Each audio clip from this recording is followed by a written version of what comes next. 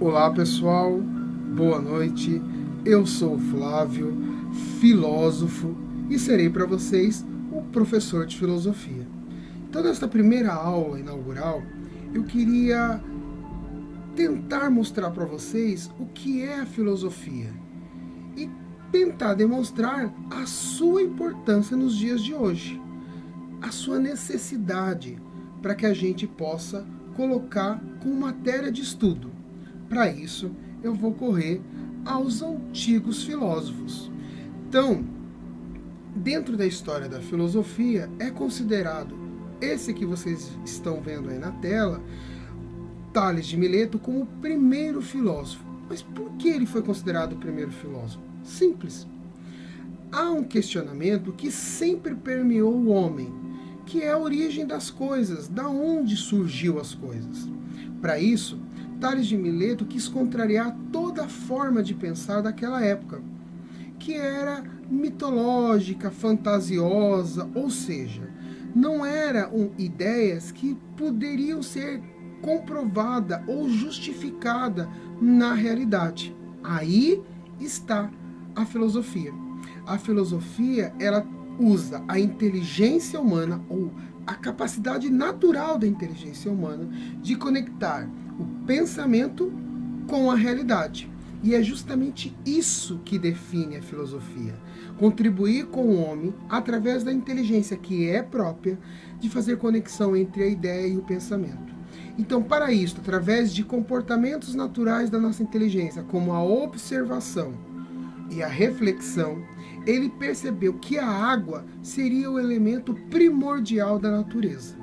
Foi só um primeiro passo. É óbvio que hoje sabemos que a água não é um elemento primordial na natureza, mas naquela época foi uma grande sacada, através de demonstrações mostrando a possibilidade da água ser esse elemento primordial. Mas Darwin, que é um grande expoente do evolucionismo, ele vai associar justamente a vida à água. Nada que não tenha vida não tenha água.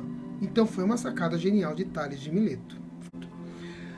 Um outro que fez toda a diferença na história da filosofia foi Pitágoras. Pitágoras, ele, a partir dessas reflexões e observações da realidade, ele percebe que a realidade é quantificada. Então, nessa ideia de quantificação, ele chega na compreensão dos números. E aí ele enxerga nos números qualquer coisa de vivo, porque tudo que existe é quantificado. É possível você quantificar. Então, ele enxerga nos números a origem de tudo que existe. Esta forma de enxergar a realidade faz ele criar a matemática. E aí, a chamada escola pitagórica, que vai ter diversas contribuições e com isso, com as suas demonstrações através da matemática, vai começar a surgir a ciência propriamente dita, que é a demonstração do pensamento que refletia e refletiu sobre a realidade. Isso é filosofia que gera a ciência.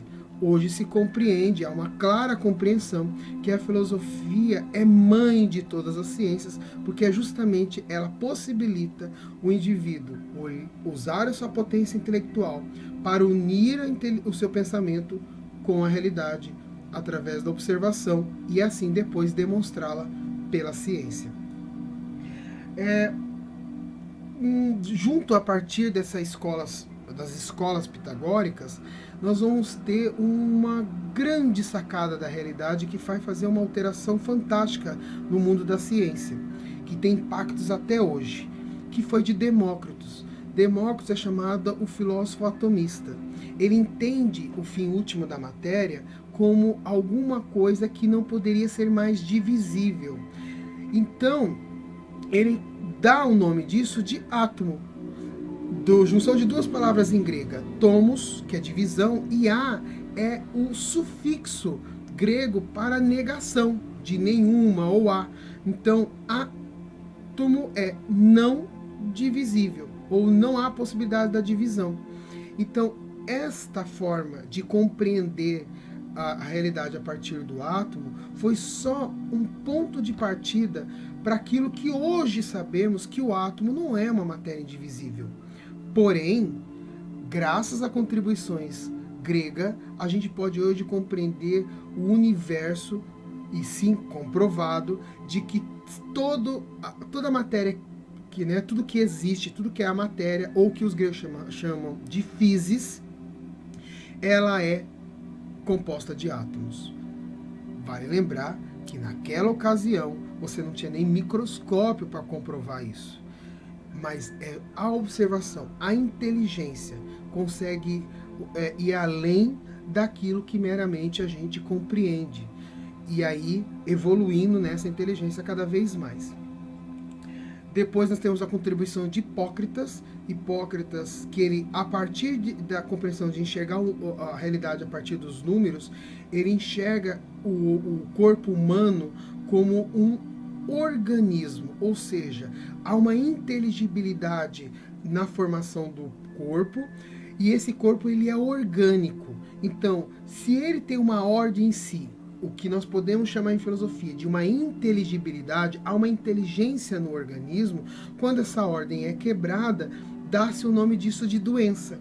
Então, na tentativa de observar esse corpo, analisá-lo e identificar a ordem, eu sabendo exatamente quando essa ordem é quebrada, ou seja, estou diante da doença, eu tenho aqui uma possibilidade de restabelecer essa ordem. Isto, gente, é a medicina. Então, Hipócritas foi chamado o pai da medicina ocidental, porque ele consegue compreender essa inteligibilidade do organismo e propor com isso a cura. Um filósofo grego, pai da medicina. Aí nós temos aqui um exemplo e um modelo daquilo que faz a filosofia nascer. A gente diz que a história da filosofia é dividida em duas partes, antes e depois de Sócrates. Mas por quê? Porque Sócrates, ele diferencia dos que antecedem a ele, justamente porque os que antecedem a ele estavam preocupados em entender a física, entender esse mundo que é possível ser percebido pelos sentidos. Então a sacada de Sócrates é, se a gente pode, com a inteligência, descobrir tudo aquilo que existe ou conseguir compreendê-lo, então ele começa a estudar aquilo que vai para além da física, que é o que nós chamamos de metafísica, que completa a filosofia, a realidade compreendida e aquilo que está além da realidade, que é a nossa inteligência. Então ele passa a estudar a natureza humana, a sua inteligência, o que nós chamamos de antropologia, o estudo do homem, e as suas contribuições são incríveis. Então ele parte do princípio, através de uma frase já compreendida e entendida pelos gregos, que estava inclusive no templo de Delfos, que é: conhece-te a ti mesmo, e assim dominarás o universo e os deuses. E com isso ele contribui para entender que a nossa inteligência só é possível ser manifestada quando aquele que a tem sabe os seus limites, que a nossa inteligência não é ilimitada, ela precisa ser evoluída, e para ser evoluída todos os dias, por mais que eu busque novos conhecimentos, por mais que eu sei muito, eu não sei de tudo, só sei que nada sei, e isso faz uma diferença gigante. Então, se a filosofia ensina-nos que a nossa inteligência é capaz de unir o pensamento com a realidade, e o contrário disso é ilusão, a atividade de hoje é: quais são essas ilusões que nos permeiam? Quais são as convicções que hoje a gente temos como verdade, que não duvidando delas, faz a gente cair nessas ilusões? Pense, e na próxima aula nós vamos discutir melhor sobre isso. Até a próxima aula, pessoal. Espero que tenha gostado e seja bem-vindo ao fantástico mundo do conhecimento e da filosofia.